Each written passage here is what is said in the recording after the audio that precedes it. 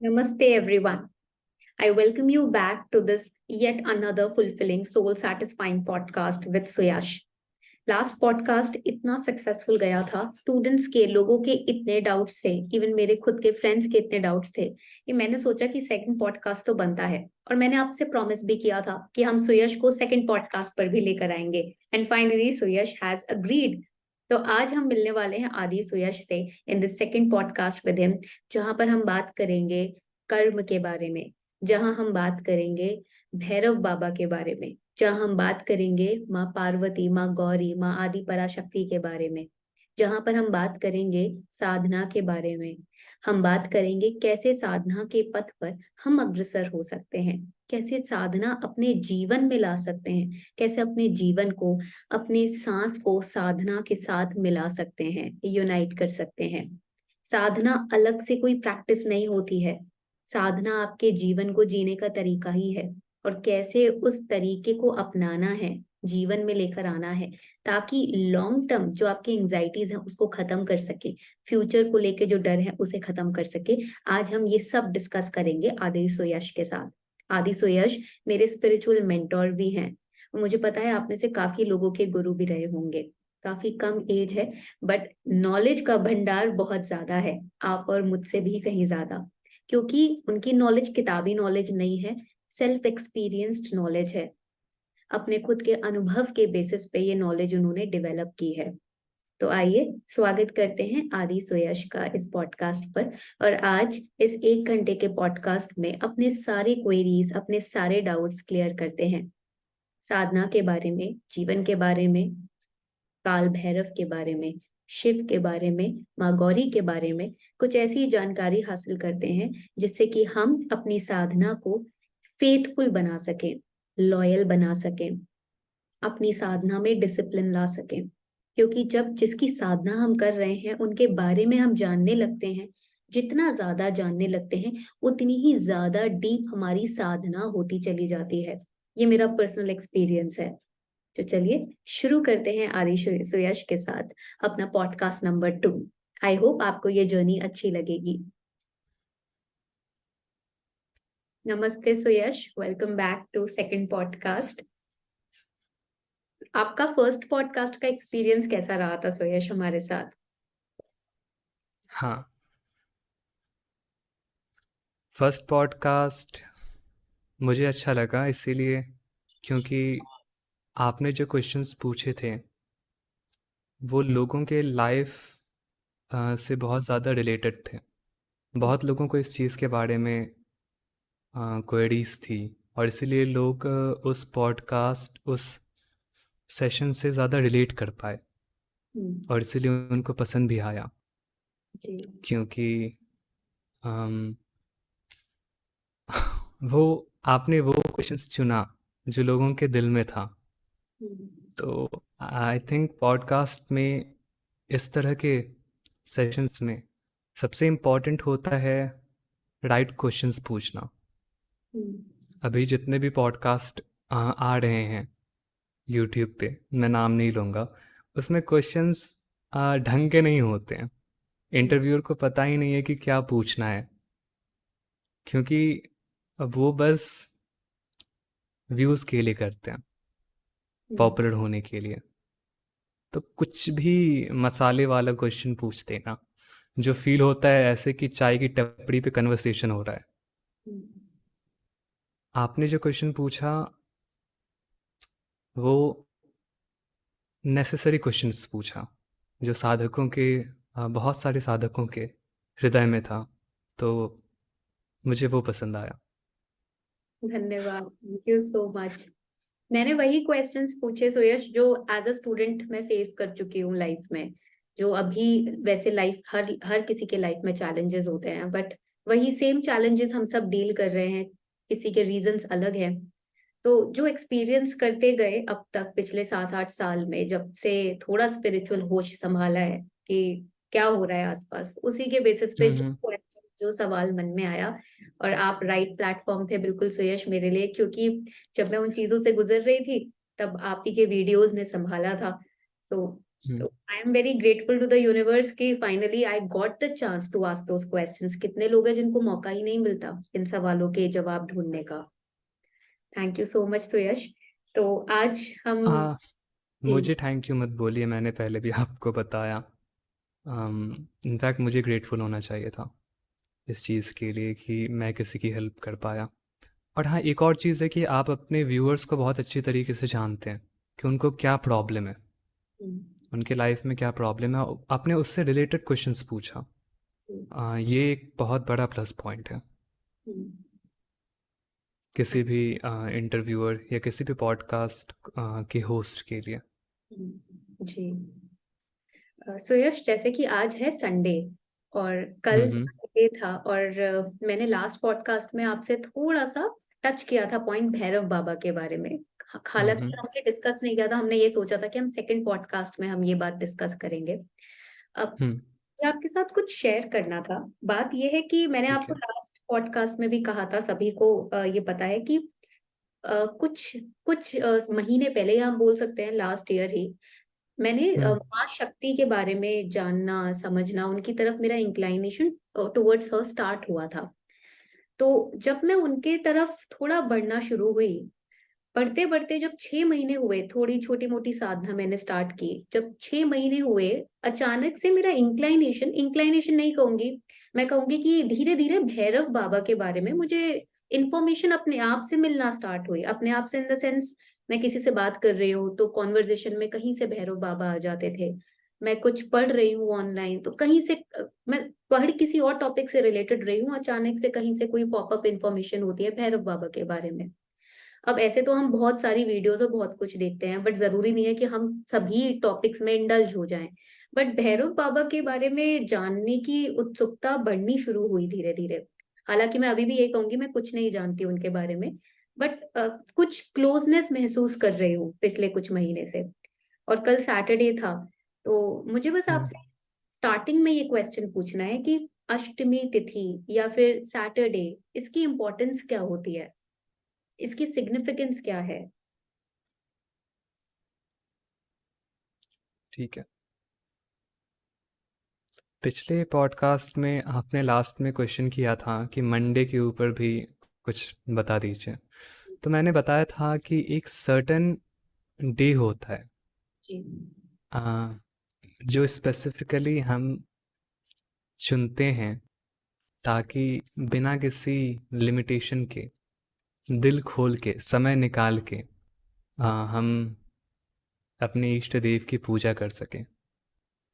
तो ये एक सबसे इम्पॉर्टेंट चीज़ है सैटरडे के बारे में। सबसे इम्पॉर्टेंट ये है कि हम काइंड ऑफ लाइक अपॉइंटमेंट, एक डॉक्टर्स अपॉइंटमेंट होता है वीकली जो हम लेते हैं। तो उस दिन स्पेसिफिकली समय निकाल के हम जो है डॉक्टर के पास जाते हैं अपने प्रॉब्लम्स डिस्कस करने के लिए, या किसी काउंसलर के पास जाते हैं, साइकोलॉजिस्ट के पास जाते हैं, थेरेपिस्ट के पास। तो उसी तरीके से ये एक अपॉइंटमेंट आप इसको कह सकते हैं। हर दिन हम अपना डेली प्रॉब्लम्स के कारण, डेली अपॉइंटमेंट्स के कारण, जॉब, स्कूल, इन सब के कारण हम हर दिन पूजा नहीं कर सकते। इसीलिए हम एक सर्टन डे को चुनते हैं दिल खोल के पूजा करने के लिए। ये सबसे इम्पॉर्टेंट सिग्निफिकेंस है इस चीज़ का। दूसरी चीज़ है कि सैटरडे ही क्यों, ऐसा क्यों है कि शिव जी के लिए हम मंडे का तिथि मानते हैं और भैरव बाबा के लिए सैटरडे का। तो सर्टन प्लानिटरी इन्फ्लुएंस भी होता है उस समय, उस पार्टिकुलर दिन को, जिस दिन उस पार्टिकुलर एनर्जी का, उस पार्टिकुलर फॉर्म ऑफ एनर्जी जिसे हम भैरव कहते हैं, उनका इन्फ्लुएंस अधिक होता है। तो हमारे ऋषियों ने, हमारे तांत्रिकों ने लिखा है इस चीज़ के बारे में कि किस दिन कौन से डीटी का इन्फ्लुएंस सबसे ज़्यादा होता है। तो इसीलिए, और उन्होंने इस चीज़ को हमें दिया है। तो सैटरडे को सर्टन, मैं इसके ज़्यादा डेप्थ में नहीं जाऊंगा, बट सर्टन प्लानिटरी इन्फ्लुएंस होते हैं जो उसे मोस्ट सूटेबल बनाता है भैरव बाबा की उपासना के लिए। और सैटरडे शनि का दिन होता है। मैं एस्ट्रोलॉजी में नहीं जाऊंगा, बट हाँ, ये प्लैनेट भैरव से कनेक्टेड है बहुत ज़्यादा। ओके। तो बस इतना जान लें कि ये बहुत सोचा समझा दिन है इस चीज़ के लिए। बट हाँ, हो सकता है आपको टाइम ना मिले, तो ऐसा नहीं है कि आपको इसी दिन करना है, कोई भी दिन कर सकते हैं आप। बट इस दिन, इस पार्टिकुलर टाइम में आपको सपोर्ट मिलेगा इन्वायरमेंट से, है ना। कहा जाता है कि सक्सेस के लिए टाइम बहुत मैटर करता है। जैसे कुछ भी अगर आप कर रहे हैं तो उसका एक टाइम होता है। अगर आप उसे 1 दिन भी पहले करें ना, तो आपका एफर्ट उतना आपको फ्रूट नहीं देगा जितना आपने एफर्ट लगाया है, उतना फ्रूटफुल साबित नहीं होगा। किसी भी चीज़ में ये किसी भी चीज़ में ये मैटर करता है। आपका सांसारिक काम, स्पिरिचुअल काम, जस्ट लाइक कि आपने पूरे साल एग्ज़ाम की तैयारी की और आप एग्ज़ाम वाले दिन गए ही नहीं। तो मतलब ये मैंने बहुत ही अनरिलेटेड एग्जांपल दे दिया, बट एक जनरल अंडरस्टैंडिंग मैंने आपको बताया। ऑल्दो किसी भी दिन करो कोई प्रॉब्लम नहीं है, सैटरडे को थोड़ा ज़्यादा इन्फ्लुएंस होता है उस चीज़ का इन्वायरमेंट में, तो आपको हेल्प मिलेगा। That's it. इन्वायरमेंट ज्यादा कंड्यूसिव होता है तो साधना में हाँ। थोड़ी सी बूस्ट मिल जाती है। ओके। तो मुझे आपसे ये पूछना था सुयश कि मैंने पढ़ा है और सुना भी है, मेरी मम्मी भी मुझे बार बार ये बात बोलती है, क्योंकि मैं शुरू में कभी भगवान में या इन चीजों में विश्वास नहीं करती थी। तो मेरी मम्मी, अब मैं थोड़ा देवी की तरफ ज्यादा बढ़ रही हूँ, तो वो भी थोड़ा सा मुस्कुराती है मुझे देखकर, और वो यही बोलती है, कर्म होता है बेटा, कर्म जो है वो तुम्हें अपने आप उस डेटी की टुवर्ड्स ले जाता है, वो अपने आप बुला लेते हैं, तुम्हारे संचित कर्म होते हैं, पास्ट में कोई साधना की हो या पास्ट में कभी तुम डिवोटी रहे हो, तो वो इस जन्म में तुम शुरू में भले ही मना करो बट वो खींच लेंगे अपनी तरफ। इस बात में कितनी सच्चाई है और इसको सिंपली कैसे आप मुझे समझा सकते हैं सुयश? इस बात में 100% सच्चाई है, 100%। एक बहुत पॉपुलर कहानी है, मतलब उस कहानी का एक अलग फैन बेस है तांत्रिक लोड में। मतलब हर एक तांत्रिक इस कहानी को जानता है। हाँ, मैं आपको उसको शॉर्ट में सुनाता हूँ। इनफैक्ट शायद आपने सुना भी होगा। अ, एक पार्टिकुलर फॉर्म ऑफ साधना होता है, शव साधना, वामाचार में। तो शव साधना के ऊपर आप एक मृत शरीर पे, एक डेड बॉडी पे बैठ के साधना करते हैं, देवी के, महाविद्या के एक सर्टेन फॉर्म का। तो इट इज़ सेड कि एक तांत्रिक जंगल में शव साधना कर रहा था। तो उसने सारी सामग्री जुटा ली थी। सर्टेन फॉर्म्स ऑफ प्रसाद होते हैं, मैं उनके बारे में डिटेल में नहीं जाऊंगा, but generally it is panchamakar, non veg, meat, wine etcetera, और शव को उसने यूज़ किया था। तो वो शव साधना करने के लिए सारी सामग्री उसने जुटा ली थी, और वो उस शव पे बैठा था और वो देवी का मंत्र पढ़ रहा था, एक सीक्रेट मंत्र। तो बहुत इंटेंस साधना वो कर रहा था। उसी जंगल से एक एक लकड़हारा गुजर रहा था। वो अपने डेली का लकड़ी काटने के लिए निकल रहा था। तो उसने देखा तांत्रिक को, वो बैठ के साधना कर रहा है इंटेंसली। तो वो पेड़ के पीछे छुप के देखने लगा उसको। ठीक है, पेड़ के पीछे छुप के देखने लगा वो कौन सी साधना कर रहा है, क्या कर रहा है। मतलब उसके लिए बहुत ज़्यादा वियर्ड था, शव के ऊपर वो बैठा हुआ है, और जो वो मंत्र सुन रहा था तांत्रिक के मुंह से, वो उसको वो मंत्र अट्रैक्टिव लग रहा था, वो उसको जो है अपने मन में रिपीट कर रहा था।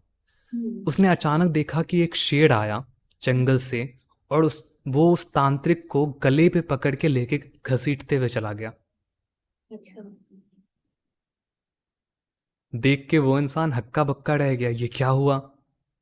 पहले तो उसने कभी शव साधना के बारे में सुना भी नहीं था, देखा भी नहीं था।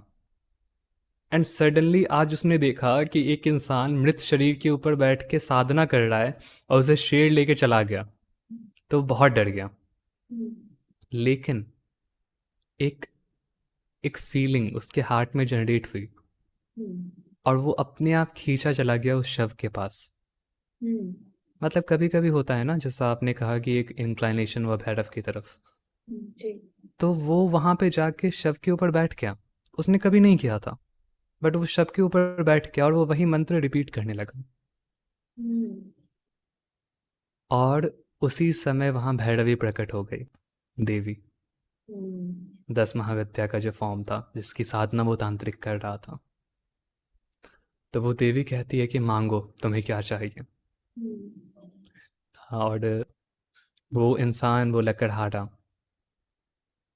ही वॉज इन कंप्लीट शॉक। उसने कहा, माँ मुझे कुछ नहीं चाहिए। ये इंसान जो आपकी साधना कर रहा था, जिसने सारी सामग्री जुटाई, आपने उसे मरवा दिया। आपने शेर को भेजा, वो इंसान मर गया। और मैं बस एक लकड़हारा जिसने आपके बारे में सुना तक नहीं है। मैंने 2-3 बार मंत्र क्या पढ़ा, आप प्रकट हो गए। जी। ये इनजस्टिस क्यों? ये इनजस्टिस ही था ना, ये क्यों? तो भैरवी कहती है कि वो इंसान अभी रेडी नहीं था। उस इंसान ने बहुत पाप कर्म किए थे। पहले उसे प्योरीफाई करना था, पहले उन संचित कर्मों का फल उसे देना था। और उसका शरीर भी अभी तैयार नहीं था मुझे एक्सपीरियंस करने के लिए, मेरा अनुभव करने के लिए। तो वो, उसे अभी 2-3 जन्म और लेना होगा, फिर मैं उसके सामने प्रकट होंगी। तुम पिछले 10 जन्म से ये साधना कर रहे हो, और पिछले जन्म में तुम्हारी साधना लगभग पूर्ण हो गई थी, लगभग सिद्ध हो गई थी। बस 5-6 रेपिटेशंस बचे थे इस मंत्र के, जो तुमने अभी कर लिया। और मैं तुम्हारे सामने प्रकट हो गई, तुम्हारी साधना फलीभूत हुई। तो ये कहानी बहुत कुछ समझाता है स्पिरिचुअलिटी के बारे में। साधना एक जीवन से होती ही नहीं है। साधना हम कई जीवन काल से कर रहे हैं, कई जीवन काल से।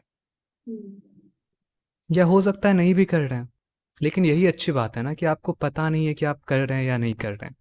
जी। तो आप डिमोटिवेट नहीं होंगे।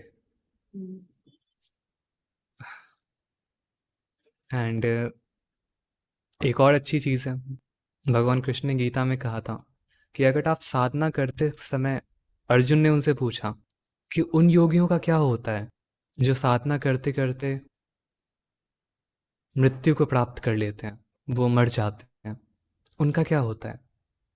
अर्जुन का ये जेन्युइन क्यूरियोसिटी था, क्या उनके सारे फल खत्म हो जाते हैं?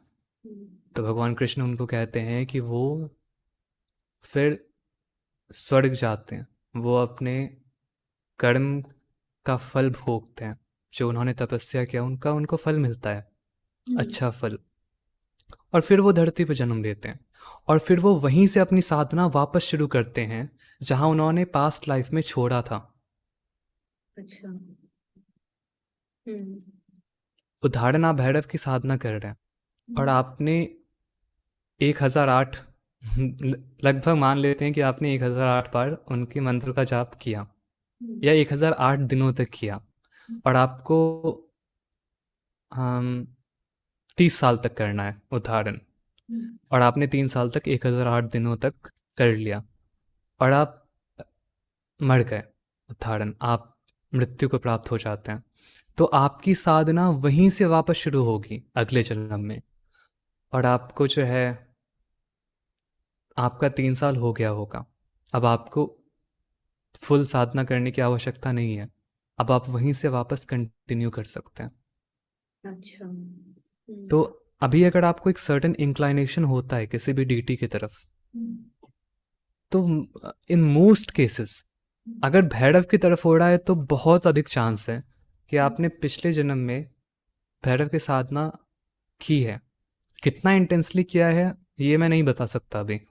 उसके लिए सर्टन एस्ट्रोलॉजिकल एस्पेक्ट्स होते हैं, वो देख के बताना पड़ता है कि आपके सबकॉन्शियस में भैरव कितने ज़्यादा बसे हुए हैं, उससे भी आपको पता चल जाएगा।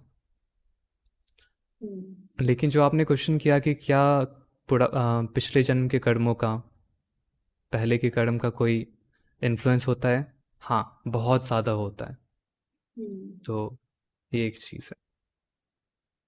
इनफैक्ट इस बात को तो आप मान लो, समझ लो, दिमाग में बैठा लो कि एक जन्म में कोई भी सक्सेसफुल नहीं होता है अपनी साधना में। कई जन्मों का ये लव अफेयर है, बहुत जन्मों का है। और अच्छी बात है कि आपको पता नहीं है कि आपने पिछले जन्म में किया है या नहीं, तो आप डिमोटिवेट होने का कोई सवाल नहीं होता। हो सकता है कि 1 महीने के अंदर आप सफल हो जाएं, या हो सकता है कि 100 साल के बाद भी ना हो, बट आपको पेशेंट रहना पड़ेगा। इसी से मुझे एक और कहानी याद आई, मैं आगे बताऊंगा अगर आप बोलो तो। जी जी, प्लीज शेयर कीजिए सुयश। अच्छा। हाँ, ये कहानी हमें पेशेंस के बारे में बताता है। 2 योगी थे। कहानी ऐसे शुरू होती है कि नारद मुनि एक बार जंगल से होके गुजर रहे थे, और जंगल में उन्होंने देखा कि एक योगी था। वो योगी ऐसे तपस्या कर रहा है, आंख बंद करके ओम नमः शिवाय ओम नमः शिवाय, और उसके ऊपर पूरा चींटियों ने अपना घर बना लिया। मतलब सोचो वो कितने साल से कितना इंटेंसली तपस्या कर रहा होगा कि चींटियों ने उसके ऊपर घर बना लिया। तो नारद मुनि उधर से जा रहे थे, तो वो योगी नारद मुनि को देखता है और कहता है कि कहाँ जा रहे हैं आप? तो वो कहते हैं मैं महादेव के पास जा रहा हूँ, कैलाश। तो वो कहता है कि उनसे एक बार पूछना कि मुझे कब वो मुक्त करेंगे। तो नारद मुनि बोलते हैं अच्छा ठीक है, मैं आते समय तुम्हें बता दूंगा। फिर नारद मुनि आगे बढ़ते हैं तो वो देखते हैं एक इंसान जो इमली के पेड़ पे बैठा हुआ था। ठीक है, इमली के पेड़ पे था और वो इमली तोड़ के खा रहा था। वो भी नारद मुनि को देखता है। वो उनसे बोलता है कि कहाँ जा रहे हैं आप? तो बोलते हैं मैं महादेव के पास जा रहा हूँ, कैलाश। तो वो कहता है उनसे पूछना कि मैं कब मुक्त होऊंगा। तो बोलते हैं ठीक है। फिर जब वो आने लगते हैं कैलाश से लौट के, तो वो इंसान जिसके ऊपर चींटियों ने अपना घर बना लिया था, वो पूछता है कि कब मैं मुक्त होऊंगा, क्या कहा महादेव ने? तो नारद उन्हें बताते हैं कि महादेव ने कहा कि तुम 2 जन्म के बाद मुक्त होगे, तुम्हें एक और जन्म लेना पड़ेगा और फिर उसके बाद वाले जन्म में तुम मुक्त होगे। तो वो इंसान रोने लगा। वो कहता है मैंने इतनी कठोर साधना की और आप अब भी मुझे 2 जन्म और लेना पड़ेगा। तो वहाँ नारद मुनि ने कहा क्या कर सकते हैं, जो है सो है। फिर वो जब आगे बढ़े तो वो इंसान जो इमली के पेड़ पे बैठा हुआ था, वो नारद मुनि से पूछता है कि मैं कब मुक्त होऊंगा? तो नारद मुनि कहते हैं हंसते हुए कि वो इमली के पेड़ में जितने पत्ते हैं ना, उतने जन्मों के बाद तुम मुक्त होगे। तो वो खुशी से नाचने लगा। वो इंसान बोलता है कम से कम मैं मुक्त तो होऊंगा। और वो बहुत खुश होकर वो उछलने लगा। और उस समय आकाशवाणी हुई, महादेव वहां प्रकट होते हैं और कहते हैं तुम अभी मुक्त होगे मेरे बच्चे, अभी। तो यही है। ये कहानी हमें बताता है कि आपको डीमोटिवेट नहीं होना चाहिए। आपको लाइफ को एंजॉय करना होगा। आपको अपने प्रोसेस, स्पिरिचुअल इवोल्यूशन के प्रोसेस को एंजॉय करना होगा बिना फल की चिंता की। और अगर आप सच में एंजॉय करते हो ना, अगर आप उसे एक लव अफेयर की तरह देखते हो, तो आप तुरंत मुक्त हो जाओगे। और अगर आप नहीं भी होगे तो आपको कोई फ़र्क नहीं पड़ेगा, आप बस उसे इंजॉय कर रहे हो उस प्रोसेस को। तो ये journey, it is much more important than destination. ये मत समझो कि भैरव साधना करना मैंने शुरू किया एंड तुरंत मुझे मुक्ति मिल जाएगी या एक स्पिरिचुअल एक्सपीरियंस हो जाएगा, ऐसा कुछ नहीं होगा। बहुत ज़्यादा तड़पेंगे आप, बहुत डल होता है, बहुत डल, बहुत, मतलब आपको लगेगा ही नहीं कि आपकी प्रैक्टिसेस का कोई फल मिल रहा है आपको। लेकिन आपको पेशेंटली उस चीज़ को एंजॉय करना होगा, तभी आप मुक्त हो सकते हैं। और महादेव ऐसे हैं ना कि वो, उनका जब मन करता है वो कुछ भी कर देते हैं, इसीलिए उनको स्वच्छंद नाथ कहा जाता है। उनका कोई रूल रेगुलेशन नहीं है, जब मन किया वो गिरे गिरे हुए लोग को भी एनलाइटन कर देते हैं। He is just like that, कभी भी कुछ भी कर देंगे वो, और आपको पता भी नहीं चलेगा। जैसे वो इंसान जो इमली के पेड़ पे चढ़ के इमली तोड़ रहा था, उसके सामने प्रकट हुए तुम अभी मुक्त हो जाओ, तो वो ऐसे ही है। इसीलिए यहाँ पे डिमोटिवेट होने वाला कुछ भी नहीं है, हर एक इंसान के लिए चांस है, जी। And can happen any time, कभी भी हो सकता है। तो सबसे इम्पॉर्टेंट है कि आप इंजॉय करो और हार मत मानो। और इस इंटेंशन से अपनी साधना कैरी ऑन करो कि कुछ चाहिए नहीं, बस जैसे हम प्यार एग्जैक्टली। करते हैं किसी से, हमें कुछ चाहिए नहीं होता, बस इतना प्यार उमड़ता है कि बस उसको सब कुछ दे दो। हाँ। यही फीलिंग साधना में अगर हम रखें, क्योंकि 90% सुयश ऐसा होता है कि हमें कुछ चाहिए ही होता है। आजकल तो हम्म। आप देखेंगे कि हर रिश्ते में कुछ चाहिए हमें, या तो इज्जत चाहिए या कुछ मटेरियल चीज, हम्म। या नाम चाहिए, फेम चाहिए, इवन एग्जाम भी हम कुछ देते हैं क्यों, क्योंकि बदले में कुछ चाहिए। बहुत रेयर होता है कि हम बिना किसी एक्सपेक्टेशन के कोई एग्जाम देने जाएं या फिर किसी के साथ जुड़ें। तो हम्म। वही हमारा, क्योंकि वो माइंड उस तरीके से हमने ट्रेन किया है, तो साधना में भी वो आ जाता है कि शायद एक एक्सपीरियंस मिल जाए, शायद मेरी जॉब लग जाए, हम्म। शायद ये हो जाए। तो हम जिसके लिए कर रहे हैं उसको मटेरियली पाने की कोशिश कर रहे हैं, उसके साथ मटेरियल एक्सपेक्टेशन रख रहे हैं, तो प्यार तो सेल्फलेस होगा ही नहीं, तो सेल्फिश एलिमेंट आ ही जाता है। तो आपने बहुत अच्छी सीख दी इमली के पेड़ वाले एग्जाम्पल की कि मतलब आप सही कह रहे हैं, वो भोला इंटेंशन अगर आपका हो तो फिर मुझे लगता है कि मैटर नहीं करता कि आप कब से साधना कर रहे हैं, कब से नहीं कर रहे हैं। जैसे आपने शिव के बारे में बताया, कभी भी कुछ भी कर देते हैं, वो इंटेंशन देखकर ही करते होंगे कि जितना बच्चे हाँ। जितना दिल है, उतना ज्यादा उनका प्यार हमारे लिए। हाँ। और कुछ लोग हैं जिन्हें लगता है कि उनकी भक्ति उतनी इंटेंस नहीं है, वो हम्म, बहुत डिमोटिवेट हो जाते हैं कि मैं तो अपने मन पे भी नियंत्रण नहीं कर पा रहा, मेरा तो कोई चांस ही नहीं है मुक्त होने का। हम्म, ऐसे लोगों के लिए भी होप है। हम्म, आपको होपलेस तो बिल्कुल भी नहीं होना है साधना में, होपलेस बिल्कुल भी नहीं होना है। क्योंकि शिव है ना, शिव ऐसे ही है कि उनको कोई फर्क नहीं पड़ता आप अपने मन को कंट्रोल कर पा रहे हैं नहीं कर पा रहे हैं।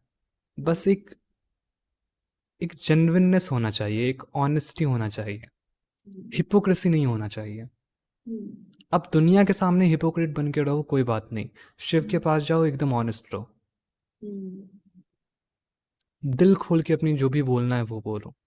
हम्म, तो शिव कुछ भी कर सकते हैं, उनके ऐसा कुछ भी नहीं है जो उनके लिए इम्पॉसिबल है। क्योंकि ये मैंने आपको पहले भी बताया, ये कोई कर्म का फल नहीं है जिसे हम मुक्ति कहते हैं, सिद्ध होना साधना में, ये कोई कर्म का फल नहीं है। क्योंकि अगर वो कर्म का फल होता तो कर्म तो फाइनाइट होता है हमारा, तो वो इनफाइनाइट हमें कैसे मिलता। हम्म, हम बस साधना करके अपने बॉडी और माइंड को प्रिपेयर कर रहे हैं कि हम उस एक्सपीरियंस को हम्म, सह पाए, झेल पाए।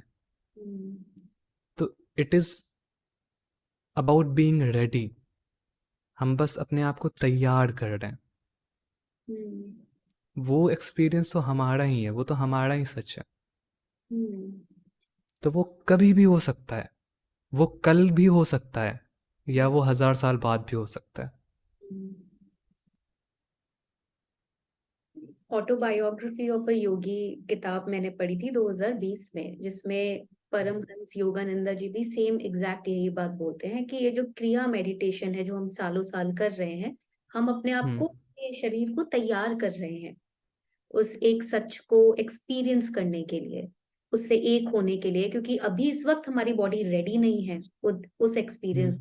तो योग प्रैक्टिसेस, मेडिटेशन, ये हमें तैयार करते हैं मटेरियल डिजायर से ऊपर उठने के लिए, अपनी सांस से कनेक्ट करने के लिए। तो आपने काफी सही एग्जाम्पल दिया।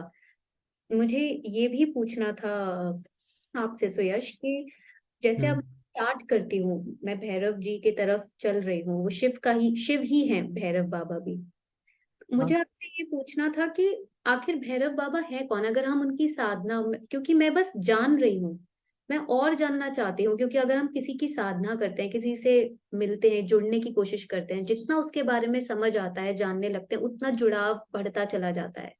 मुझे इस वक्त और किसी से नहीं जुड़ना, मुझे सिर्फ बाबा से जुड़ना है। तो आप मुझे समझाएं कि आखिर है कौन भैरव बाबा, और क्यों मैं ऐसे उनकी तरफ चलती चली जा रही हूँ, ये उन्हीं की मर्जी होती है अपनी तरफ किसी को बुलाना। क्योंकि मैंने एक जगह सुना था, साईं बाबा की एक कोट था, जहां वो बोलते हैं कि हम्म मेरी मर्जी के बिना कोई द्वारका माई में कदम नहीं रख सकता, और जब मेरी हम्म मर्जी होती है तो वो दुनिया के किसी भी कोने में हो, मैं उसको खींच लेकर आता हूँ अपने पास। तो यही मुझे आपसे कंफ्यूजन दूर करवानी है सुयश आज। भैरव कौन है, आपको ये जानना है।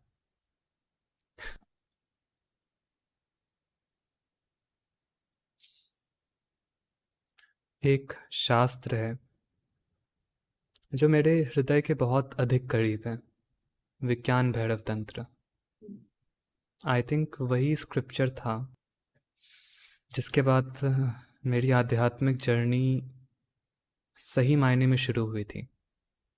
हम्म। इस तंत्र में माँ पार्वती भगवान शिव से पूछती है भैरव कौन है, उनका वास्तविक रूप क्या है। हम्म।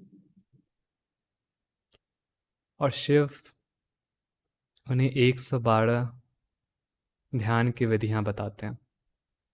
कोई फिलॉसफी नहीं, वो हर कुछ को नकार देते हैं। हम्म। कहते हैं भैरव का कोई रूप नहीं है, भैरव त्रिशूल नहीं पकड़ते, भैरव के 3 सर नहीं हैं, भैरव शून्य है। और फिर उन डायरेक्टली वो कहते हैं उनको समझा नहीं जा सकता, हम्म। उनका सिर्फ अनुभव किया जा सकता है। तो वो उन्हें 112 ध्यान की विधियां बताते हैं। किसी भी तरह का फिलॉसफी भैरव कौन है ये नहीं समझा सकता, क्योंकि वो शब्दों के परे हैं, हमारे कल्पना के परे हैं।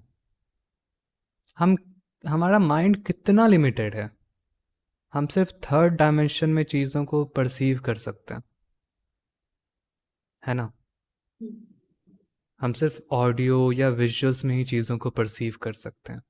हम्म। फोर्थ डायमेंशन, फिफ्थ डायमेंशन, ये तो हमारे दिमाग के भी परे है। हम्म। तो सोचो वो भैरव जो मल्टी डायमेंशनल बीइंग है, जो टाइम और स्पेस के परे हैं, कैसे परसीव करोगे उन्हें, कैसे समझोगे उन्हें माइंड से। हम्म।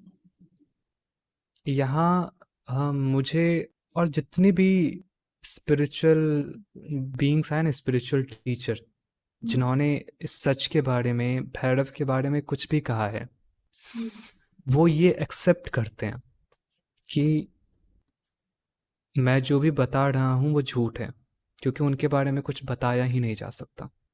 हम्म। उनके बारे में जो भी बताओ उसका उल्टा भी सही है। कैसे बताओगे उनके बारे में कुछ। हम्म। भैरव सबसे सुंदर हैं, भैरव सबसे कुरूप हैं, हम्म। भैरव निराकार भी हैं, और जो भी है दुनिया में सब उन्हीं का आकार है। हम्म। भैरव स्वतंत्र भी हैं और भैरव बंधे भी हैं, हमारे और आपके रूप में। तो अच्छा। कैसे बताओगे भैरव के बारे में कुछ भी, हम्म। जो भी बताओगे वो सब झूठ होगा। हम्म। तो उनके बारे में कुछ भी नहीं बताया जा सकता, उन्हें सिर्फ अनुभव किया जा सकता है। फिर भी इस पॉडकास्ट के लिए मैं भैरव के बारे में कुछ चीज़ें बताता हूँ जो बहुत सुपरफिशियल है। पहले तो शुरू करते हैं उनके नाम से ही, भैरव का अर्थ। देखो, भैरव नाम का बहुत अर्थ है। इनफैक्ट कश्मीर शैवागाम, कश्मीर शैविज्म जिसे कहते हैं, त्रिका स्कूल ऑफ थॉट, जिससे मैं बिलोंग करता हूँ, जिस संप्रदाय से, उसमें भैरव के बारे में बहुत कुछ लिखा गया है, बहुत कुछ बताया गया है। और अभिनव गुप्त एक बहुत बड़े तांत्रिक थे, कलयुग के सबसे बड़े तांत्रिक। उन्होंने भैरव के ऊपर बहुत बहुत कुछ लिखा है। उन्होंने भैरव वर्ड का ही अनेकों इंटरप्रिटेशन दिया है कि भैरव वर्ड का क्या अर्थ है। कई सारे मीनिंग्स बताए हैं उनके। एक मीनिंग है उनका, हाँ, ये जो वर्ड है भ, र और व से बना है, भैरव शब्द, इसमें भ रूट भी है, र रूट भी है और व रूट भी है। भ उसी रूट से आता है जिससे भय शब्द निकलता है। भय, भय अर्थात टेरिफाइड होना, डरना।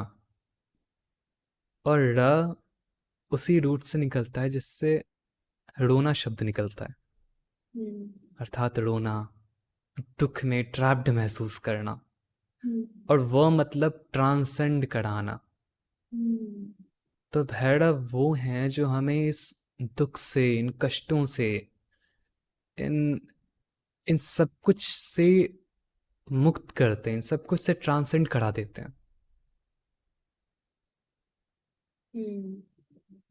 जो भी हमारे कष्ट हैं, जितने भी परेशानी है हमारी, ये संसार जो सफरिंग से भरा है, इन सब से हमें मुक्त कर देते हैं। जो हमें इन सब के पार ले जाता है, वो भैरव है। ये एक मीनिंग है जो मुझे बहुत पसंद है। एक और मीनिंग है, भ और डॉ का वही अर्थ है, टेरिफाइड होना, डरना, रोना, ट्रैप्ड महसूस करना। और वह मतलब ट्रांसेंड करना।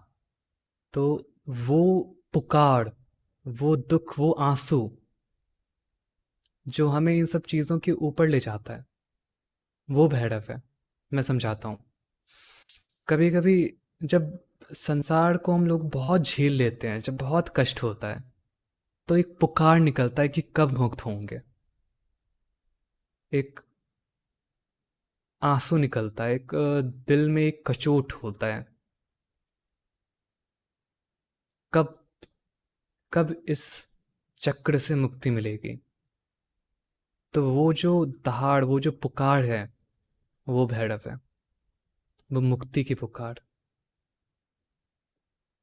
उसे भैरव कहते हैं। वो ट्रांसेंड करने की पुकार, ये भी उसका एक अर्थ है। फिर अभिनव गुप्त ने ये भी बताया था कि भ शब्द उस रूट से आता है जिससे भास्कर या प्रभा, ये शब्द आता है। भास्कर अर्थात सूर्य। तो भ का अर्थ होता है रोना, रोना तो होता ही है। भ का अर्थ होता है प्रकाश, illuminating light, light of consciousness. तो भैरव वो भी हैं जिनके प्रकाश से हमें सच्चाई क्या है ये समझ आ जाता है। वो सच्चाई जो छुपी है, वो उस प्रकाश की तरह काम करते हैं और सब कुछ को इल्यूमिनेट कर देते हैं। रियलिटी क्या है ये हमें समझ में आ जाता है। वो भी भैरव है। तो भैरव नाम के कई अर्थ हैं। जनरल आइडिया यही है। भैरव ही शिव की वास्तविकता है। शिव जिसे हम कहते हैं, उनका हाईएस्ट फॉर्म स्वच्छंद भैरव है। हाईएस्ट।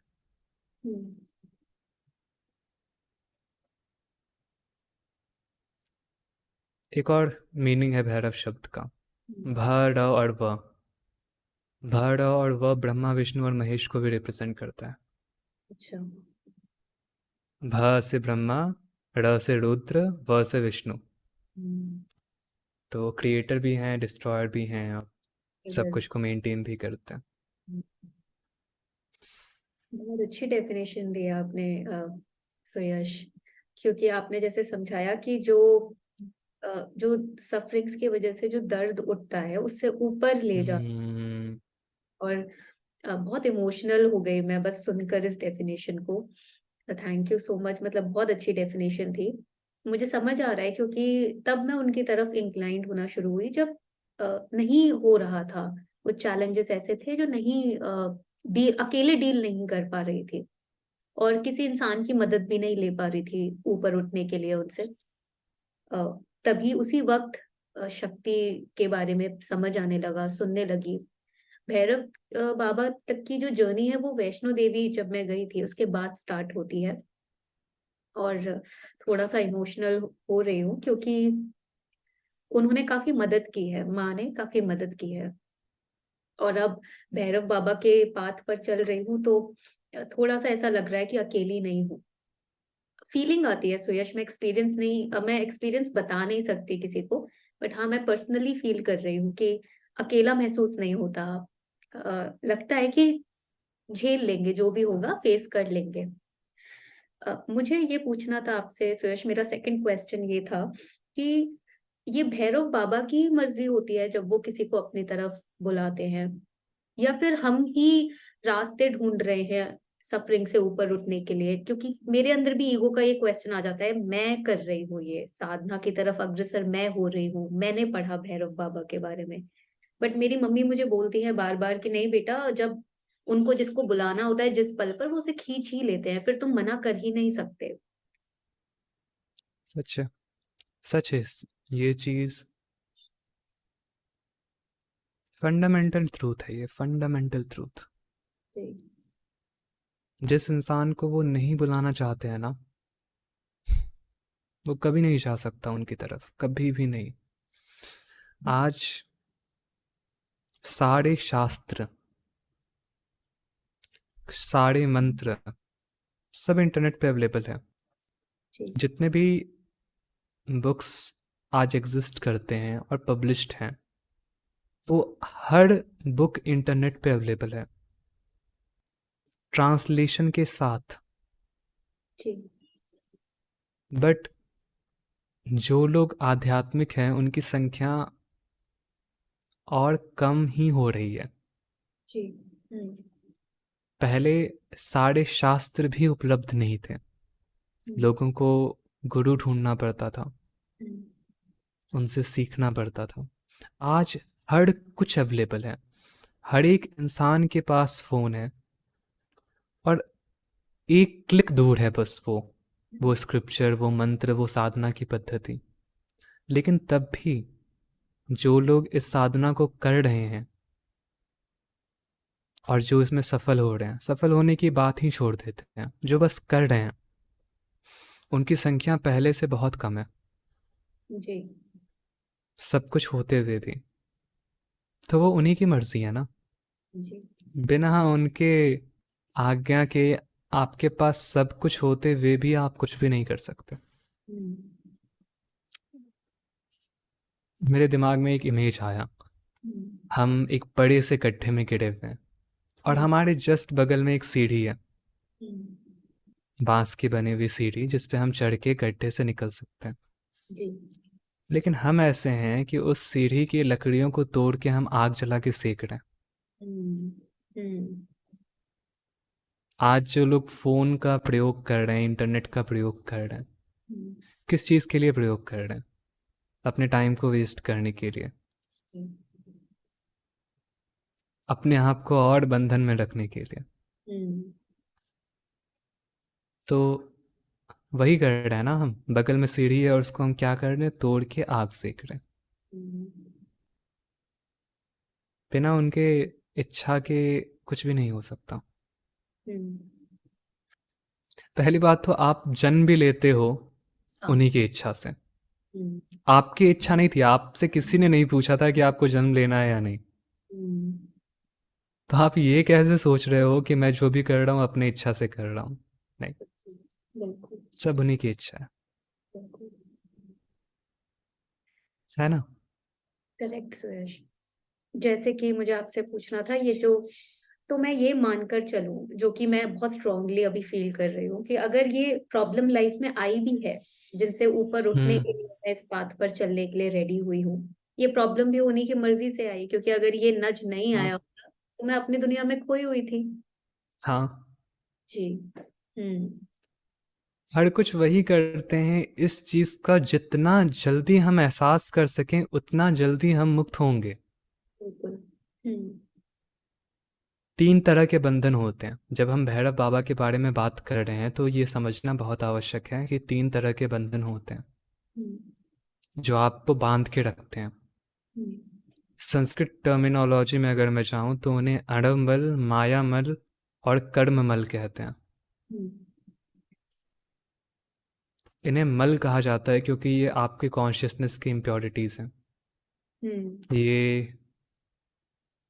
कैटरैक्ट की तरह हैं, हाँ। आपकी आँख की प्रॉब्लम, जो आपको रियलिटी को एज़ इट इज़ परसीव करने से रोकती है। हम्म। इसमें जो सबसे बेसिक है वो ये समझना है, मैंने इसको पिछले पॉडकास्ट में भी बताया था, कि मैं अपने आप में इनकम्प्लीट हूँ। जी। मन में शंका उत्पन्न होना, ये सबसे बेसिक, सबसे फंडामेंटल डिल्यूजन है, जिसको अडमल कहते हैं। हम्म। दूसरा है मायामल, डिफरेंस परसीव करना कि मेरे और आप में एक भेद है, हम्म। इस संसार में भेद है, ये मेरा है, ये तुम्हारा है, इस तरह के, इस तरह का बिलीफ, इसे मायामल कहते हैं। फीलिंग ऑफ डिफरेंशिएशन, माया यही है। अगर आप जानना चाहते हो कि माया क्या है, माया का सिर्फ एक अर्थ है, सारे अर्थों को भूल जाओ। माया का मतलब है डिफरेंस परसीव करना। हम्म। और माया कॉज करता है कर्ममल। हम्म। कर्ममल है ये सोचना कि मैं कर रहा हूँ चीज़ों को। हम्म। जब आप ये सोचते हैं कि मैं कर रहा हूँ चीज़ों को, तो आपको ही उसका फल भोगना पड़ता अच्छा। हम्म। है, and that causes the wheel of cause and effect. Hmm. यहाँ से कर्म चक्र शुरू होता है। हम्म। क्योंकि मैं कर रहा हूँ तो उसका फल कौन भोगेगा? मैं भोगूंगा। हम्म। तो जितनी जल्दी हो इस चीज़ को त्याग दो, इस थॉट को कि आप कर्म कर रहे हैं। हम्म। कर्म यही है। हाँ, कर्म के बारे में बहुत सारी चीज़ें आजकल आप सोशल मीडिया पे सुनते हो। कर्म है, कर्म, कर्म क्या है? क्या है कर्म जो हमें बांध के रखता है? जब आपका मोटिवेशन कुछ करने के लिए राग या द्वेष होता है, अच्छा। मतलब स्ट्रॉन्ग अटैचमेंट या स्ट्रॉन्ग अवर्जन किसी चीज़ को लेके, हम्म। तो वो बंधन कॉज करता है। हम्म। जब आप ये अपने कर्मों को अपने सेल्फ इंटरेस्ट से जोड़ लेते हो या अपने ईगो से जोड़ लेते हो कि मैं कर्म कर रहा हूँ या मुझे कुछ चाहिए, एक हम्म। स्ट्रॉन्ग फीलिंग, एक स्ट्रॉन्ग मोटिवेशन कि मुझे ये चाहिए, हम्म। ये कर्म कॉज करता है, कर्म का बंधन। क्योंकि आप ये मान रहे हो कि आप कर्म करते हो, तो उसका फल कौन भोगेगा? हाँ। है कि नहीं? दिस इज कर्म बंधन, कर्म मल या कर्म पाश। और ये तो कर इससे, बढ़ता हाँ, जा, अगर हम जो हमने ठाना है ये करना है और इसके बाद हम खुश हो जाएंगे, वो मिल गया, अब हाँ, उससे ऊपर कुछ चाहिए, तो ये हाँ, और टाइट ग्रिप होती चली जाती है हमारे ऊपर। हाँ। हम्म। और ऐसा नहीं है कि हमने कर्म कर लिया और हमें बस फल मिल गया, दैट्स इट, नहीं। हर एक चीज़ जो हम करते हैं उसके दो फल होते हैं, एक अच्छा, एक बुरा। आप तो अच्छे फल के लिए चीज़ों को कर रहे हो ना, जो आपको खुश रखे, जो आपके आपकी लाइफ को इजी करे। लेकिन इसके साथ एक एडवर्स, एक साइड इफेक्ट भी होता है जिसे हम इग्नोर कर देते हैं, हम्म। और वो भी आपका वेट कर रहा है क्यों में, आपको मारने के लिए। आप आपको उसे भी भोगना पड़ेगा। हम्म, कृष्ण कहते हैं गीता में कि हर एक कर्म जो तुम करते हो कौन्तेय, उसका एक अच्छा फल भी होता है और उसका एक खराब फल भी होता है। उसका फल, उसका इफेक्ट, उसका एडवर्स इफेक्ट, हम्म, जैसे आग हम्म, धुएं द्वारा घिरा होता है, वैसे ही तुम्हारा हर कर्म उस एडवर्स, उस बुरे कर्म द्वारा घिरा है। आप गीता पढ़ रहे हैं, उदाहरण आप भागवत गीता पढ़ रहे हम्म, हैं, बट अब आपका वो पढ़ना भी, आपके हाथ में जो गीता है उसके जो पेजेस हैं, उसको, उसके लिए कितने पेड़ को काटना पड़ा होगा, हम्म, और हम्म, उस पेज को काटने के लिए, जिस पेड़ का उस पेज को बनाने के लिए जिस पेड़ को काटा गया, उस हम्म, पेड़ पे कितने जानवरों का घर होगा। हाँ, तो हर कर्म हम्म, बुरे कर्म से जुड़ा है। इसीलिए कभी भी अपने कर्म से आइडेंटिफाइड मत हो, चाहे आप अच्छा कर्म कर रहे हो या बुरा कर्म कर रहे हो। बाइबल में इसका बहुत अच्छा एग्जाम्पल है। कई लोगों को बाइबल नहीं पसंद होगा, कोई बात नहीं, बट जहाँ सही सेइंग्स है उसे अपना लेना चाहिए। बाइबल में जीसस क्राइस्ट ने कहा था कि जब भी तुम अच्छे कर्म कर रहे हो, तो अगर तुम अपने दाहिने हाथ से अच्छे कर्म कर रहे हो तो बाएं हाथ को भी पता नहीं चलना चाहिए। जी। ये तो हमारे पेरेंट्स भी हमको एग्जाम्पल देते हैं, काम ऐसा करो कि एक हाथ से कर रहे हो दूसरे हाँ, को पता ही ना चले। हम्म, तो इसीलिए कभी भी ना अपने अच्छे कर्म से आइडेंटिफाइड हो, ना अपने बुरे कर्म से आइडेंटिफाइड हो, हम्म। नहीं तो बहुत भोगना पड़ेगा। दिस अच्छे इज कर्ममल।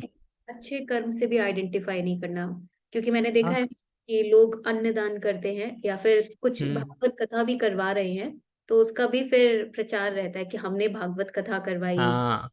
दान कर रहे हैं, आप भी किया कीजिए। हाँ, किसी से भी क्योंकि आइडेंटिफाई। हम्म, क्योंकि सबसे पहले तो ये, इस चीज़ के बारे में बोलना, इस चीज़ के बारे में बखान करना जी, आपके अहंकार को और स्ट्रॉन्ग करेगा। जी, हम्म, एंड सेकेंडली, जो भी आप अच्छा कर्म कर रहे हैं, जैसा भी मैंने बताया, उसके साथ एक बुरा कर्म अटैच होता है। हम्म, हम्म, ठीक है, कोई भी ऐसा कर्म नहीं है जिसके साथ एक एडवर्स इफेक्ट अटैच्ड नहीं है। जी, इसीलिए कभी भी जो भी आप करो, विदाउट आइडेंटिफिकेशन करो। कहो कि ब्रह्मा करा रहे हैं, भगवान करा रहे हैं, भैरव करा रहे हैं, हम्म। That's it. और आप कर्म से मुक्त हो जाओगे। कर्म से मुक्त होने का सिर्फ यही तरीका है, और कोई तरीका नहीं है। जैसे कृष्ण बोलते हैं कि बी माई इंस्ट्रूमेंट, हाँ। कृष्ण की बांसुरी बनो। हाँ, कृष्ण भागवत गीता में अर्जुन को यही तो बताते हैं कि कभी भी कर्म के फल से अटैच मत हो। हम्म, और अगर आप कर्म के फल से अटैच नहीं हो, मतलब आप कर्म से अटैच नहीं हो। यूजुअली जब हम फल से अटैच होते हैं, तो इसका मतलब हम कर्म से अटैच हो रहे हैं, कि हम्म, मुझे ये फल चाहिए इसीलिए मैं ये कर्म कर रहा हूँ। हम्म, जब मुझे कुछ चाहिए ही नहीं तो ये मैं कर ही नहीं रहा, ये मैं भगवान करा रहे हैं। हाँ, मैं बस इंस्ट्रूमेंट हूँ, मेरी कोई चाहत नहीं है। और हम्म। तब आप कर्म से मुक्त हो गए। यूजुअली लोग क्या करते हैं सुयश, कि अच्छा कुछ कर रहे हैं तो मैं कर रहा हूँ, कुछ बुरा हुआ तो हाँ। उसने करवाया। एग्जैक्टली।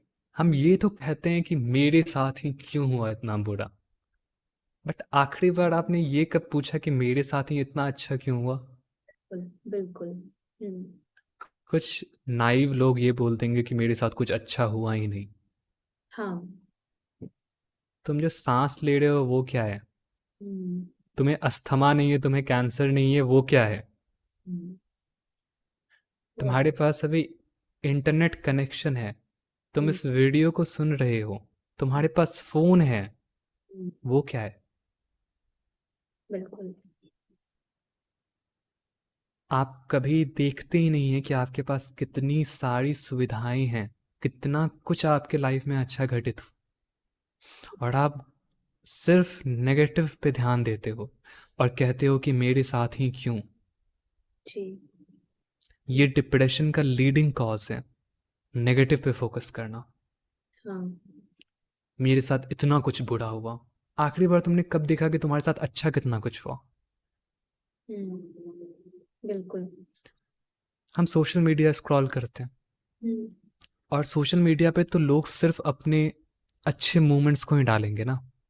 बिल्कुल। तो हमें ऐसा फेक ऐसा डिल्यूजन होता है कि लोगों के साथ लाइफ में सिर्फ अच्छा हो रहा है, हम्म, किसी के साथ कुछ खराब नहीं हो रहा, क्योंकि हमें सोशल मीडिया पे सिर्फ हंसता चेहरा दिखता है।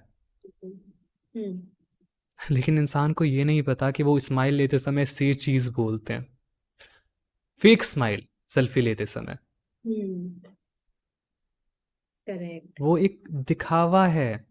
हर हम्म, एक इंसान शो करता है कि वो बहुत खुश है सोशल मीडिया पे, बट कितना दुख है उसके लाइफ में ये तुम्हें नहीं पता। हम्म, हर एक इंसान के लाइफ में दुख है, हर एक इंसान के लाइफ में। अगर आप उसके लाइफ को जियोगे तब आपको पता चलेगा ना। हम्म, तुम बस उसके बारे में उतना ही जानते हो जितना वो तुम्हें बताता है, हम्म, और तुम्हें ये फील होता है कि मेरे साथ ही सिर्फ बुरा होता है, मेरे साथ ही क्यों भगवान। करेक्ट। तो कर्म का तो बहुत ब्यूटीफुल एक्सप्लेनेशन आपने दिया, क्योंकि मेरे साथ भी ये होता है। कुछ महीने पहले मेरी एक नई जॉब लगी और मुझे लगा ये जॉब मैंने हासिल की है, मेरे टैलेंट्स हैं, हम्म। जॉब मिली। धीरे धीरे धीरे धीरे मैंने इन्फोर्समेंट अपने अंदर इस थॉट का करवाया कि मेरे कारण नहीं हुआ, ये अपॉर्चुनिटी आई है उसकी तरफ से। हम वैसे नॉर्मली इस भावना में गिर जाते हैं कि ये मेरी वजह से हुआ।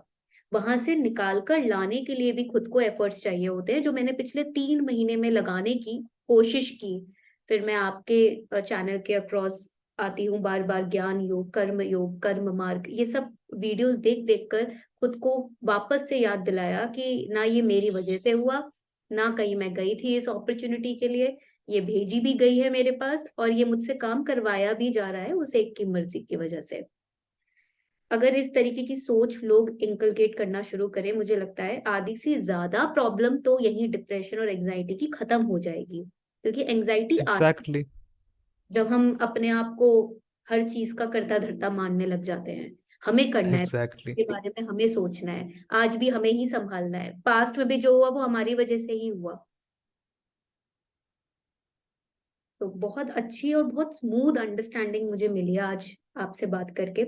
वापस से आते हैं उस टॉपिक के ऊपर जो पीछे रह गया था। सो यश, मुझे आपसे पूछना था, आपने एक बहुत प्यारी सी लाइन बोली थी कि शिव के आगे तुम बाहर हिपोक्रेट हो सकते हो, बाहर कुछ भी दिखा सकते हो, पर उसके आगे तुम अपना सच बोलो कि मुझे इस चीज से प्रॉब्लम हो रही है।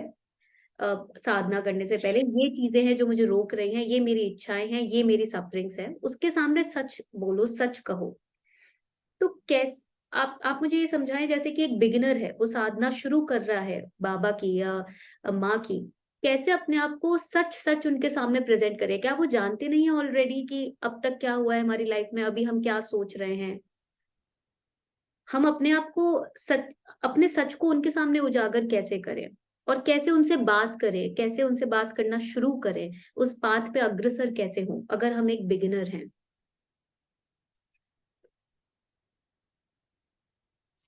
प्रॉब्लम ये नहीं है कि वो नहीं जानते या वो जानते हैं। हम्म, प्रॉब्लम ये है कि क्या आप जानते हैं। That's the question. क्या आप जानते हैं अपनी इच्छाओं को?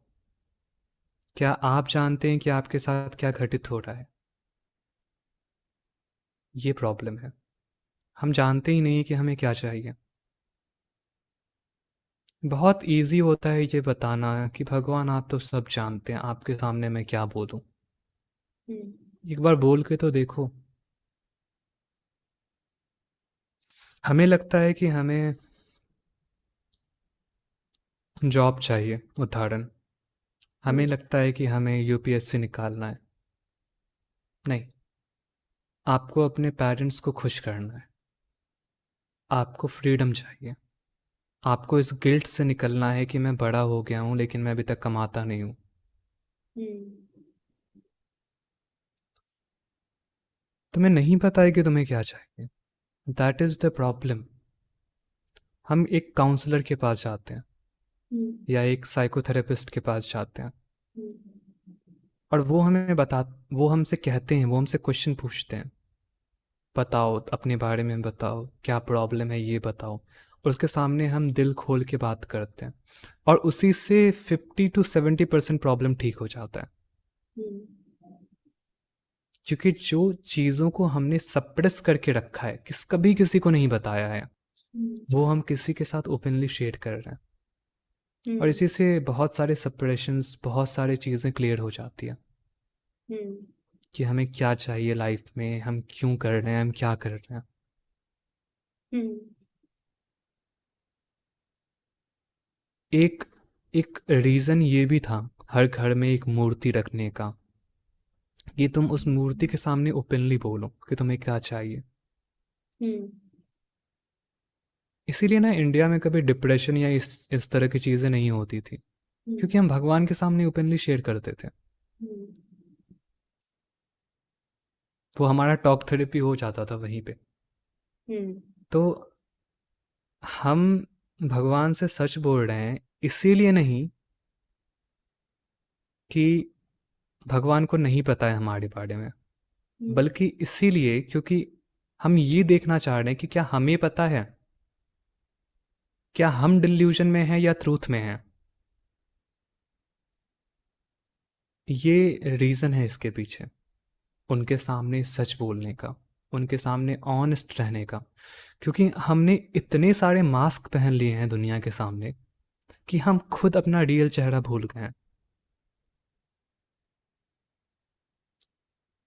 आप इस चीज़ से रिलेट कर पाएंगे अगर आप अपने बारे में सोचेंगे तो।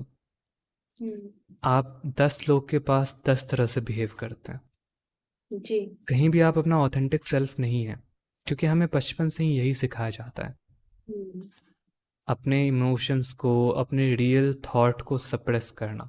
जी,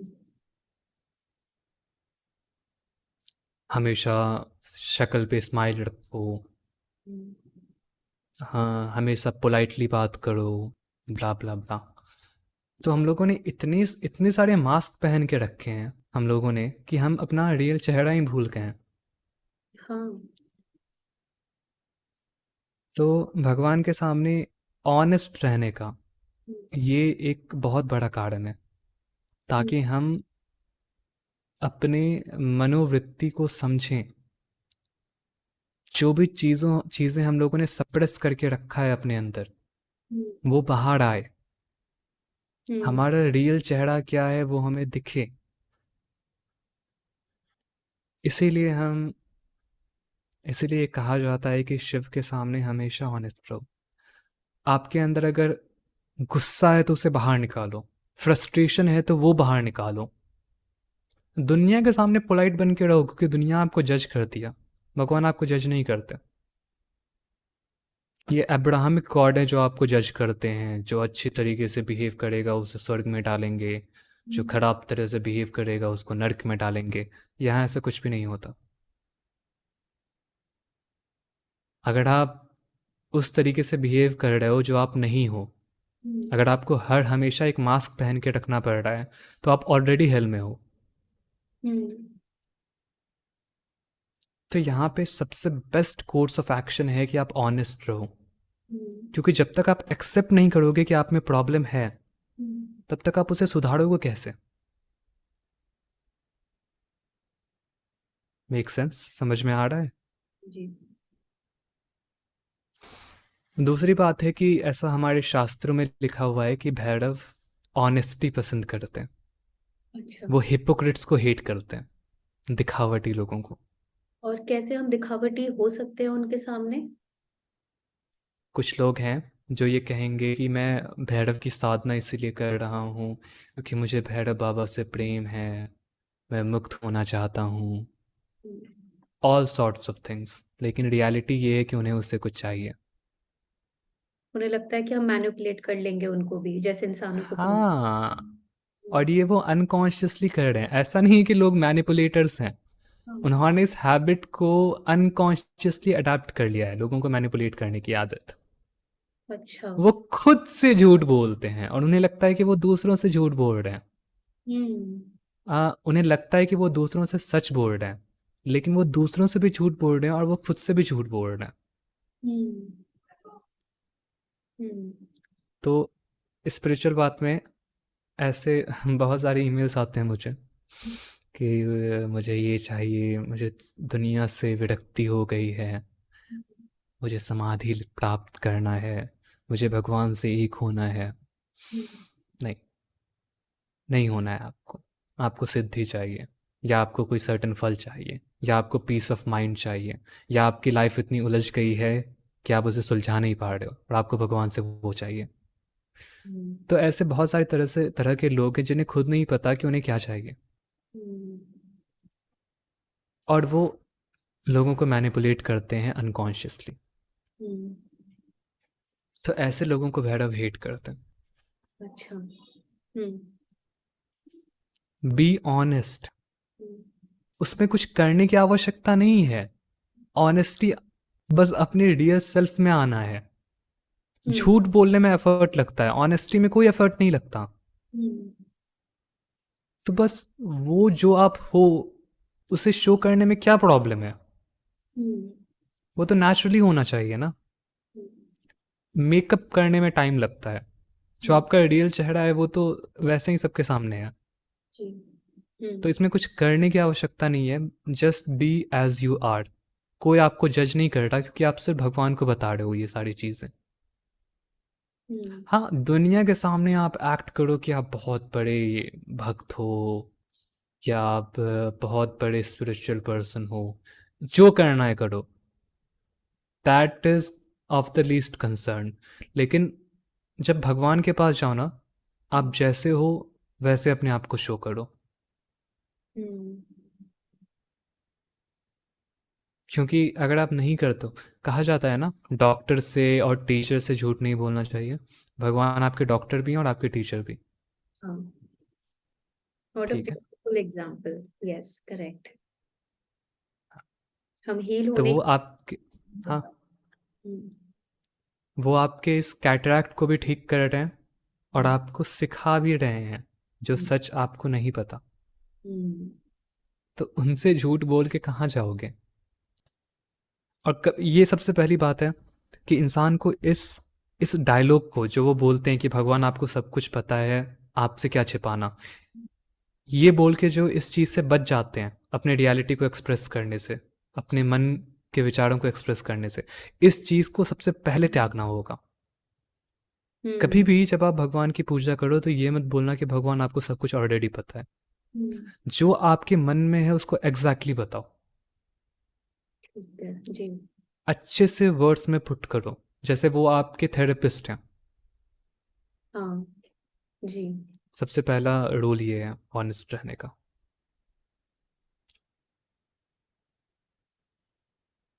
जब हम एक थेरेपिस्ट के पास जाते हैं सुयश, तो वहां पर भी टू वे कॉन्वर्जेशन होती है, पर वो हम्म, इनिशिएट होती है हमसे, जब हम बताते हैं हम क्या हम्म, फील कर रहे हैं एग्जैक्टली। Same applies here. जब हम शुरू हाँ, करते हैं रियल सेल्फ उजागर करना, रियली अंदर से किस चीज की आवाज और वो दर्द उठ रहा है, तो टू वे हम्म। कॉन्वर्सेशन अपने आप होनी स्टार्ट हो जाती है, और वो हम ही फील कर सकते हैं सिर्फ। आप देखोगे कि यूनिवर्स आपको आंसर करेगा, हम्म। और वो यूनिवर्स आपको आंसर नहीं कर रहा, वो भैरव आपको आंसर कर रहा है यूनिवर्स के माध्यम से। हम्म। उनका आंसर ऐसा ही होता है। वो आपको शब्दों में आंसर नहीं करेंगे।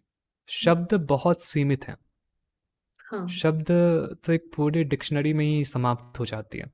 हम्म। तो भगवान आपको कभी भी शब्दों में आंसर नहीं करते, क्योंकि शब्दों को अलग अलग तरह से इंटरप्रेट किया जाता है। बिल्कुल। हम्म। वो आपको एग्जैक्ट आंसर देंगे, और वो एग्जैक्ट आंसर होगा यूनिवर्स के माध्यम से। हम्म। और इसीलिए भगवान को शब्द पसंद भी नहीं है। आपका ये कहना कि भगवान मैं तो आपको प्राप्त करने के लिए साधना कर रहा हूँ, इससे भगवान को कोई मतलब नहीं है। आपके एक्शन से मतलब है। हम्म। कि हम डेली शो आपके, करते हैं नहीं। हाँ, आपके अनकॉन्शियस से मतलब है हम्म। कि आप कर क्या रहे हो अनकॉन्शियसली। हम्म। शब्दों को बिल्कुल इग्नोर करो। भगवान शब्दों को बिल्कुल इग्नोर करते हैं। हम्म, क्योंकि हमने शब्दों को कुछ साल पहले ही बनाया है। हाँ, सही बात है। हाँ, जानवर कभी बात नहीं करते। बिल्कुल, बिल्कुल। तो ये शब्द बहुत न्यू क्रिएशन है, ये शब्द बहुत लिमिटेड क्रिएशन है। हम्म, और शब्दों का ही इन्वेंशन हुआ जिससे झूठ का इन्वेंशन हुआ। हाँ। नहीं तो हम्म, माइंड और बॉडी कभी झूठ नहीं बोलता। बिल्कुल, बिल्कुल। आप चाहें कुछ भी बता रहे हो शब्दों से, बट आपका एक्शन वो हम्म, जो रियलिटी है वो प्रकट कर ही देता है। एग्जैक्टली, बिल्कुल ठीक बात है। तो इसीलिए कभी भी भगवान से झूठ मत बोलो, क्योंकि वो आपका झूठ, आपकी बात सुनेंगे ही नहीं, वो आपका एक्शन देखते हैं। हम्म, लेकिन इसका ये मतलब नहीं है कि कुछ बोलेंगे ही नहीं उनको। हम्म, अपने अपने रियल सेल्फ को, अपने रियल थॉट को प्रकट करो उनके सामने, जो भी हम्म। आप सोचते हो। और उसके लिए कोई रिचुअल की जरूरत नहीं है, बस कोई शांत रिचुअल नहीं। एक जगह बैठकर। मैंने पढ़ा भी है कि भैरव बाबा से शांति से एक सोलेस में बैठकर अगर आप अपने मन की बात प्रकट करते हैं, वो सुनते हैं। हाँ, हम्म, ये मैं सबको एडवाइस करूंगा, यहाँ पे कोई भी हो, कोई भी भक्त, कोई भी इंसान जो आस्तिक है, हम्म, इस चीज़ को बोलना छोड़ दो कि आपको सब कुछ ऑलरेडी पता है, मैं आपको क्या बताऊं। हाँ, जो भी आपका रियल सेल्फ है, जो भी आपके मन में व्यथा है, हम्म, जो भी आप, जिस भी चीज़ से आप जूझ रहे हैं, हम्म, सब कुछ को जितना डिटेल में, जितना एग्जैक्ट, जितना ऑनेस्ट होके आप बता सकते हो बताओ। आपके आंख से आंसू निकल जाना चाहिए, इतना ऑनेस्ट हो आप। जी, और तब तब उसका फल मिलेगा। नहीं तो मंदिर तो बहुत लोग जाते हैं। करेक्ट।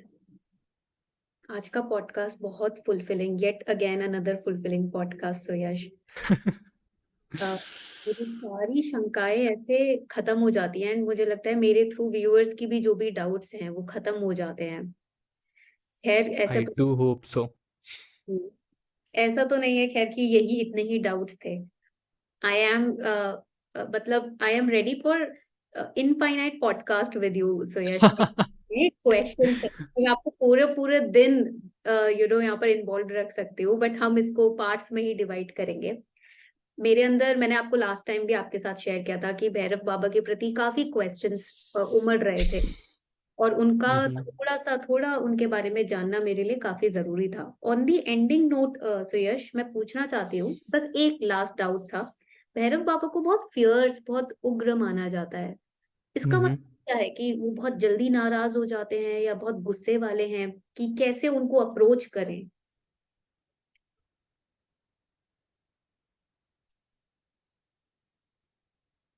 लोगों को सच्चाई से डर लगता है।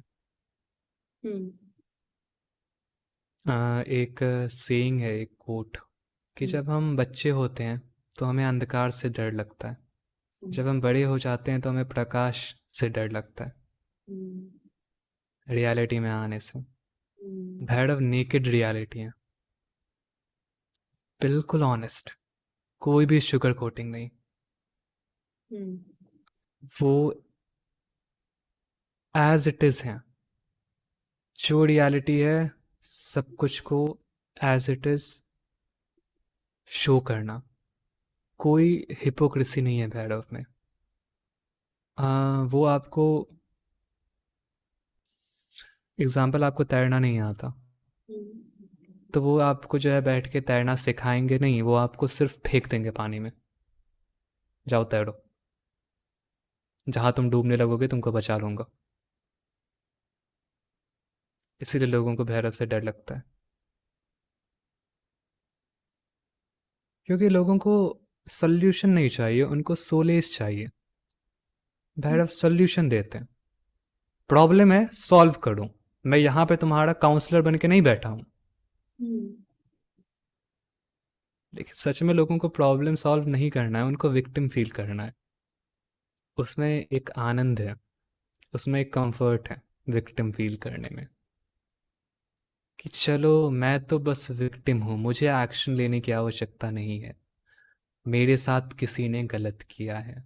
इसमें बहुत कंफर्ट है, क्योंकि आपको कुछ करना नहीं पड़ता है ना।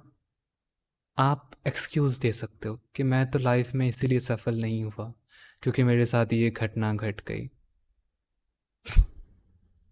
भैरव ये सारी चीज़ें नहीं सुनते, वो आपको सीधा युद्ध में ढकेल देते हैं। तुम हारने लगोगे, मैं तुम्हें बचा लूंगा, लेकिन जाके लड़ो, जाके रियलिटी को फेस करो। और ये लोगों को डरावना लगता है, इसीलिए लोग सनी देव से भी डरते हैं, जी। हम्म। क्योंकि वो भी ऐसे ही हैं, हम्म। जेन्युइन, ऑनेस्ट और बिल्कुल न्यायप्रिय। ये भैरव का स्वभाव है। शिव का वो रूप, वैसे तो शिव वैसे ही होते हैं, बिना किसी हिपोक्रेसी के, बिना किसी आडंबर के, बिना किसी दिखावा के, लेकिन ये शिव का बिल्कुल नेकेड रियलिटी है, बिना किसी भी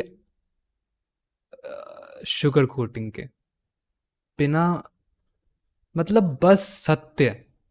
अगर सत्य है तो सत्य वो है। अगर सत्य को साकार रूप में एक पर्सोनिफिकेशन दिया जा सकता है तो वो भैरव है। हम्म। ट्रूथ, बस उनको मैं यही ऐसे डिफाइन करूंगा, it is he is truth. और लोगों को सच्चाई से डर लगता है, इसीलिए भैरव को उग्र दिखाया गया है। अच्छा। हम्म। लोगों को चाहिए शुगर कोटिंग, लोगों को चाहिए सोलेस, उनको सोल्यूशन नहीं चाहिए, तो इसीलिए वो अपने अपने भगवान बनाते हैं। एक हम्म। उनका अपना परसेप्शन होता है भगवान का, कि हम्म। भगवान तो ऐसे दिखते हैं, इतने सुंदर लगते हैं, हेल्प करते हैं। मतलब इंस्टाग्राम पे तो गीता के नाम पे ऐसे ऐसे कोट्स हैं जो गीता में है ही नहीं। हम्म। कृष्ण कहते हैं कभी भी किसी को धोखा मत दो। क्या, हम्म। खुद देखो यार, तुम लोगों को धोखा दे रहे हो। हम्म। तो भैरव इन सब चीज़ों के बिल्कुल अगेंस्ट है, इसलिए वो लोगों को डरावने लगते हैं। यानी कि भैरव तुम्हें तुम्हारे डर से रूबरू करवाते हैं और फिर तुम्हें वो हाँ। शक्ति प्रदान करते हैं कि तुम उससे उभर सको, ऊपर उठ सको। हाँ, ठीक है। हम्म। भैरव आपको अपना वास्तविक चेहरा दिखाते हैं कि हम्म। देखो तुम्हारा ये प्रॉब्लम है, हाँ। तुम अपने हाल के लिए जिम्मेदार हो, हाँ। तुम्हारी ये गलती है, तुम इसको करेक्ट करो। हम्म। भैरव वो टीचर हैं जो आपको ग्रेस मार्क्स नहीं देते हैं, वो बोलते हैं ये सारी गलतियां हैं, इसको याद करो, इसको लिखो, समझो इसको, और हम्म। फिर से एग्ज़ाम दो, और फिर से तुम जब तक सफल नहीं होते तब तक तुमको मैं एग्ज़ाम दिलवाता रहूँगा, जब हम्म। तक तुम स्ट्रांग नहीं बनते, जब तक तुम केपेबल नहीं बनते, जब तक तुम अपने वीकनेस के ऊपर नहीं उठते। और ये लोगों को डरावना लगता है, क्योंकि उनके दिमाग में तो भगवान का यही कंसेप्शन है कि बिना कर्म किए जो उनको ऊपर उठा दे, जो उनको चीज़ों को दे दे। मुझे कर्म नहीं करना, लेकिन मुझे फल चाहिए, मुझे मरना भी नहीं है और मुझे स्वर्ग चाहिए। हाँ। इसीलिए हम भगवान की प्रार्थना करते हैं भगवान से, मुझे पढ़ना नहीं है लेकिन मुझे एग्ज़ाम पास करा दो भगवान। हम्म। तो ऐसे लोगों को भैरव पसंद नहीं आते। और ऐसे लोगों को भैरव बाबा भी पसंद नहीं करते। हाँ। हम्म। हाँ, तो मतलब तुमको योद्धा वाली मेंटालिटी तुम्हारे अंदर जो है लाइफ के चैलेंजेस को डील करने की, वो आ हाँ। जाएगी अगर तुम बाबा की तरफ चलना शुरू करते हो।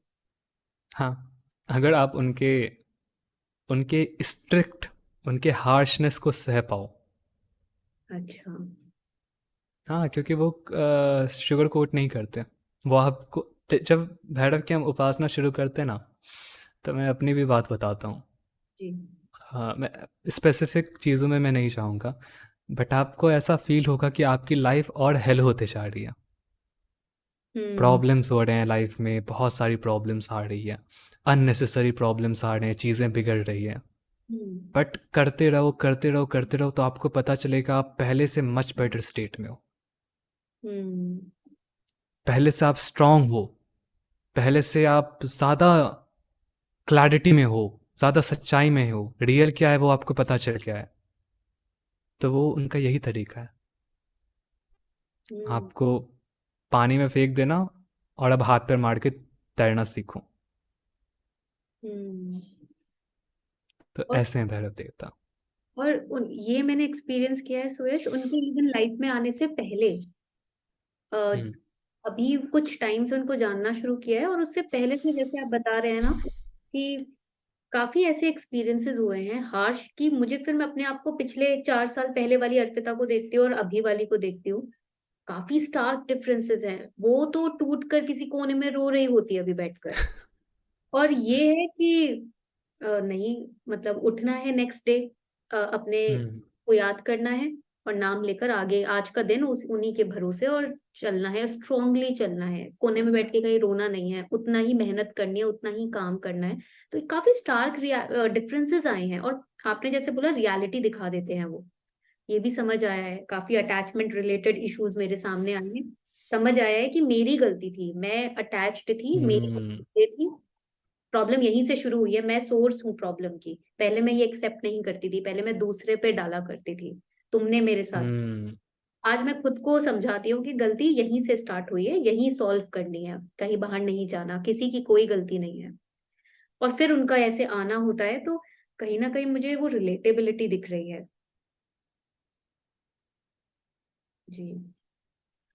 आज का पॉडकास्ट बहुत मतलब मुझे प्रोसेस करने में 1 हफ्ता लगेगा, जो मैंने सीखा आज के पॉडकास्ट से। अ, बहुत अच्छा था, बहुत अच्छा। मेरे काफी डाउट सॉल्व हुआ आए, और मुझे पता है कि जितने व्यूअर्स देख रहे हैं उनको भी काफी काफी क्लैरिटी मिली होगी कर्म से रिलेटेड जो हमने बात की। अ, भगवान से किस तरीके से अप्रोच करना है, क्या बात कैसे शुरू करना है, वर्ड्स और एक्शन में क्या डिफरेंस होता है, किसकी क्या इंपॉर्टेंस होती है। तो ये सारी बातें, और भैरव बाबा कौन है, फियर्सनेस का मतलब क्या होता है, लाइफ की रियलिटी क्या है, ये 4-5 टॉपिक्स जो आपने इलेबोरेट किए। पेशेंस का मतलब क्या है, इमली के पत्ते वाला जो एग्जाम्पल आपने दिया, संचित कर्म पास्ट कर्म जो आपने शव साधना के बारे में एग्जाम्पल दिया। इन एग्जाम्पल्स ने काफी ओपन अप किया है आज मेरे दिमाग को, अंदर से मुझे काफी ओपन अप किया है। मैं वेट करूंगी हमारे थर्ड पॉडकास्ट का सुयश। ऐसे ही प्लीज टाइम निकालते रहिएगा हमारे लिए। बहुत अच्छा लगा बात जैसे ही जी। शिव की जो इच्छा होगी। जी बिल्कुल। उन्हीं की इच्छा है जो आज हम बात कर पा रहे हैं उनके बारे में। वो ही नहीं, पॉसिबल ही नहीं था सुयश, लास्ट ईयर तक जो अर्पिता थी पॉसिबल ही नहीं था कि वो इन चीजों के बारे में बात करे।